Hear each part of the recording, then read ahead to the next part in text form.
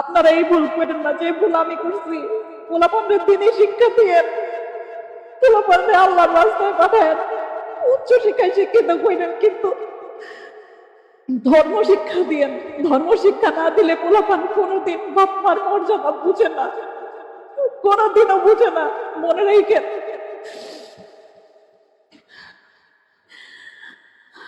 এই বুড়া বয়সে এখন বৃদ্ধাশ্রমে আই। আর আপনাদের সন্তান যারা আছে, যারা ছেলে সন্তান মেয়ে সন্তান যারা আছে, এদেরকে আমরা কোরআনের শিক্ষা দেব, ইসলামের শিক্ষা দিব। গত দুই একদিন আগে আপনারা দেখবেন সোশ্যাল মিডিয়ার মাধ্যমে একটা ভিডিও প্রকাশ করেছেন এক মহিলা। তিনি আপনার উত্তরা কিংবা গুলিস্তানের আশেপাশে অনেকগুলা সরকারি কলেজে তিনি চাকরি করেছেন, প্রফেসর ছিলেন, অধ্যাপিকা ছিলেন, তিনি লেকচার দিয়েছেন। একটি সন্তান, একটি ছেলে, একটি মেয়ে। তিনি লেখাপড়া করিয়েছেন এমনভাবে যে সন্তানগুলা বড় চাকরি পেয়েছেন, অর্থ সম্পত্তির মালিক হয়েছেন, অনেক টাকা পয়সার মালিক হয়েছেন। কিন্তু কিছুদিন আগে এই সন্তানগুলা তার মাকে, নিজের গর্ভধারণী মাকে দেখবেন, এই গর্ভধারণী মাকে তিনি বৃদ্ধাশ্রমে রেখে এসেছেন। কন্যা নাউজুবিল্লাহ। তার নিজের মাকে বৃদ্ধাশ্রমে রেখে এসেছেন। আর সেখান থেকে তিনি একটা ভিডিও বার্তা এই সমাজের মানুষের জন্য দিয়েছেন, এই দেশের মানুষের জন্য দিয়েছেন। তিনি সেখানে বলতেছেন যে আমি আমার সন্তানদেরকে কখনো কোনোদিন কষ্ট দেয় নাই। আমাদের দেশের মা বাবারা নিজেরা না খেয়ে থাকে। আমাদের দেশের সন্তানগুলোকে লেখাপড়া করার জন্য মা গার্মেন্টসে চাকরি করে, সরকারি চাকরি করে, বেসরকারি চাকরি করে, মাটি কাটে, মানুষের ঘর ঝাড়ু দেয়।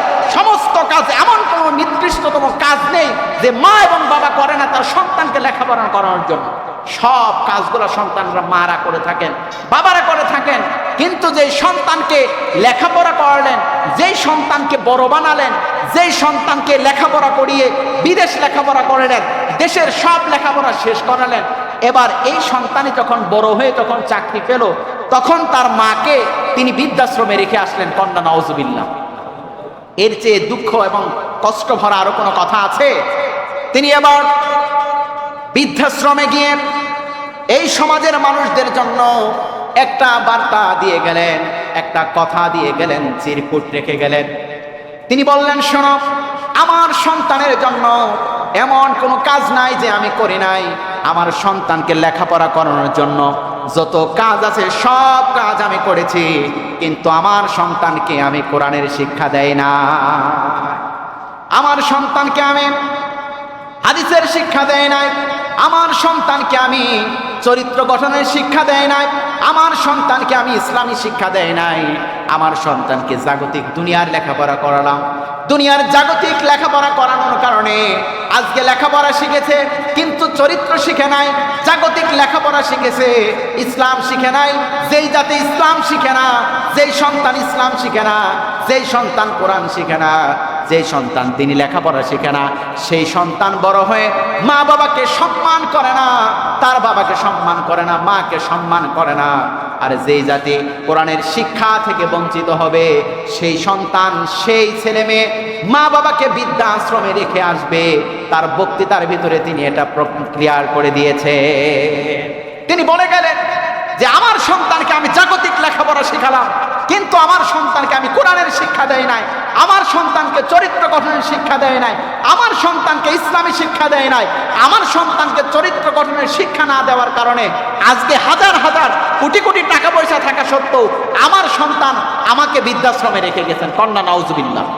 এখন আপনারা বলেন, যে অধ্যাপিকা মা এই ঘোষণা দিয়ে গেলেন, তাহলে আপনাদের উচিত হলো আপনার ছোট্ট ছেলেকে, আপনার ছোট্ট মেয়েকে জীবনের শুরু লগ্ন থেকে ইসলামের শিক্ষা দেওয়া, কালিমার শিক্ষা দেওয়া। তার কারণ বিশ্বনবী মুহাম্মদ রাসূলুল্লাহ সাল্লাল্লাহু আলাইহি সাল্লাম তিনি বলেছেন যে যখন কোনো সন্তান যখন কথা বলতে শিখে, তখন সন্তানকে শিক্ষা দাও, লা ইলাহা ইল্লাল্লাহু মুহাম্মাদুর রাসূলুল্লাহ। তার কারণ বিশ্বনবী বললেন, কোন মানুষের জীবনের প্রথম শিক্ষা যদি কালেমা হয় এবং পরের শেষের শিক্ষা যদি কালেমা হয়, এই জীবনের ভিতরে যত গুনাহ করেছেন আল্লাহ তাআলা সমস্ত জীবনের গুনাহগুলো মাফ করে দিবেন। একটু জোরে বলেন না সুবহানাল্লাহ। তাহলে আপনাদের সন্তানগুলোর কি ইসলামের শিক্ষা দেওয়া যাবে ইনশাআল্লাহ? কোরআনের শিক্ষা দেওয়া যাবে ইনশাআল্লাহ?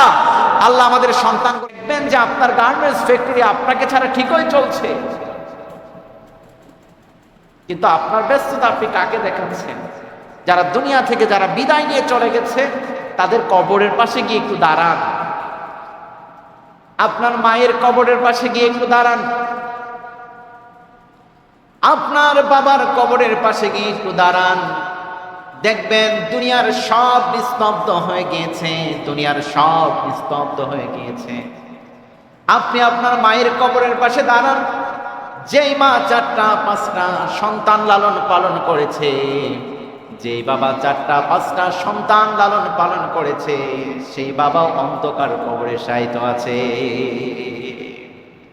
যেই মা এত ব্যস্ততার পর দুনিয়ার সংসার সন্তান ব্যস্ততা রেখে যেই মা দুনিয়ার জমিন থেকে বিদায় হয়ে গিয়েছে, আপনি দেখতে পাবেন সেই মা দুনিয়া থেকে বিদায় হয়েছে, কিন্তু সংসারের প্রভাব পড়েছে, কিন্তু সংসার কখনো থেমে থাকে নাই। তাহলে আপনি কোন সংসারের অভাবে আর কোন কারণে মসজিদে আজান হয়েছে এখন আপনি নামাজ আসতে পারেন না? কে আপনাকে আটকে রাখে? কোন ব্যস্ততায় আপনাকে আটকে রাখে? মসজিদে আজান হওয়ার পর বিশ্বনবী তো বলেছেন, সূরা জুমায় কোরআনে বলেছেন আল্লাহ তাআলা যে যখন মসজিদে যখন আজান হয়ে যায় তখন তোমরা মসজিদে নামাজের জন্য আসো, আবার জিকির যখন শেষ হয়ে যায় তোমরা আবার জমিনে ছড়িয়ে পড়ো তোমাদের রিজিক অন্বেষণ করার জন্য। বলেন না সুবহানাল্লাহ। আল্লাহ সূরা জুমায় বললেন, শোনো, যখন তোমাদের মসজিদে যখন আজান হয়ে যায়, যখন মসজিদে যখন আজান হয়ে যায় তখন তোমরা সমস্ত ব্যস্ততাকে সেরে দিয়ে তোমরা তখন মসজিদে নামাজের জন্য চলে যাও। আবার যখন নামাজ পড়া যখন শেষ হয়ে যায়, যখন জিকির যখন শেষ হয়ে যায়, নামাজ যখন শেষ হয়ে যায়, তোমরা আবার তোমাদের জমিনের রিজিক অন্বেষণ করার জন্য তোমরা ছড়িয়ে পড়ো, তাহলেই তোমাদের জন্য মঙ্গল এবং কামিয়াবি। সুবহানাল্লাহ। আবার জুমার দিনের সওয়াব আছে না নাই? কথা বলেন না, জুমার দিনের সওয়াব আছে না নাই? বিশ্বনবী বললেন, শোনো, জুমার দিন যারা মসজিদে যারা আগমন করেন, জুমার দিনের মসজিদে যারা আগমন করেন, এদের জন্য ফেরেশতারা, আসমানের ফেরেশতারা মসজিদের জায়গায় তারা খাতা নিয়ে দাঁড়িয়ে থাকেন। যখন কেউ মানুষ যখন জুমার দিনে যখন মসজিদে যখন প্রবেশ করে, আল্লাহ রাব্বুল আলামিন মসজিদে প্রবেশ যখন করে আর মসজিদ দিকে যখন আসতে থাকে, মসজিদে আসার সময় যখন একটা পা যখন মসজিদের দিকে দেয় আর একটা পা ওঠানোর আগে তাদের একটি করে গুনাহ মাফ করে দেয়, একটি করে গুনাহ মাফ হয়ে যায়। আমরা বললাম, আল্লাহ আপনি গুনাহ মাফ করে দেন। একটা কদম যখন মসজিদের দিকে আসে, মসজিদের দিকে যখন একটা কদম যখন দেয়, এভাবে একটা করে কদম চলে আসে আর মসজিদের মানুষের যারা মসজিদের দিকে যারা আসে এদের জীবনের গুনাহগুলোকে মাফ করে দেওয়া হয়। আবার কোন মানুষ যদি মসজিদের দিকে হেঁটে হেঁটে আসে, আল্লাহ তার দিকে আরো জোরে জোরে দৌড়িয়ে যায়। কোন মানুষ যদি নেক কাজের দিকে যদি 1 বিঘত যদি এগিয়ে যায়, আল্লাহ রব্বুল আলামিন তার দিকে 2 হাত এগিয়ে যায়। সুবহানাল্লাহ। আমরা নেক কাজগুলো করা দরকার আছে না নাই? আমরা নেক কাজের আগে থাকবো, পাপ কাজ থেকে দূরে থাকবো। কিন্তু আমাদের অবস্থা হলো এরকম, যখন নেক কাজ তখন একটু পিছনে যায়, আর যখন দেখবেন সিনেমা থিয়েটার নাটক অশ্লীল গান বাজনা দেখবেন সেখানে আপনি আমার মতো দাঁড়িয়ালা মানুষগুলো আগে গিয়ে বসে থাকে। এরকম আছে না নাই? এরা সমাজের নিকৃষ্টতম মানুষ। যে মানুষগুলা নেক কাজের দিকে এগিয়ে যেতে পারে না, যে মানুষগুলা ইসলামের দিকে এগিয়ে যেতে পারে না, সেই মানুষগুলাই সমাজের নিকৃষ্টতম মানুষ। তার কারণ সাহাবীদের চরিত্র ছিল যখন নেক কাজ তখন তারা সবার আগে, আর যখন বদ কাজ সেখান থেকে 1000 মাইল দূরে। আল্লাহ সুবহানাল্লাহ। বিশ্বনবী মুহাম্মদ রাসূলুল্লাহ বললেন, শোনো, কোন মানুষ যদি প্রথম তখন মসজিদের দিকে যখন কোনো মানুষ যখন পা বাড়ায়, মসজিদে যখন কোন মানুষ প্রথম দিকে যখন পা বাড়ায়, বিশ্বনবী মুহাম্মদ রাসূলুল্লাহ কলিজার টুকরা নবী তিনি বললেন, মসজিদে যখন প্রথম ব্যক্তি যে আসে একটা উট কুরবানি দিলে যে সওয়াব আল্লাহ রাব্বুল আলামিন তার আমলনামায় সে সওয়াব লিখে দেয়। সুবহানাল্লাহ। কে আসতে বলবেন? একটু জোরে বলেন না সুবহানাল্লাহ।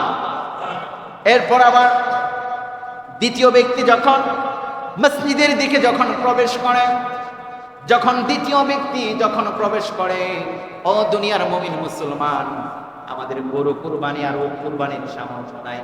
দ্বিতীয় ব্যক্তি যখন মসজিদে যখন প্রবেশ করে, ডান পা দিয়ে যখন মসজিদে যখন প্রবেশ করে, বিশ্বনবী মুহাম্মদ রাসূলুল্লাহ বললেন, শোনো, আল্লাহ রাস্তায় একটা গরু কুরবানি দিলে যে সওয়াব পাবে, আল্লাহ রাব্বুল আলামিন তার আমলনামায় সে সওয়াব লিখে দেয়।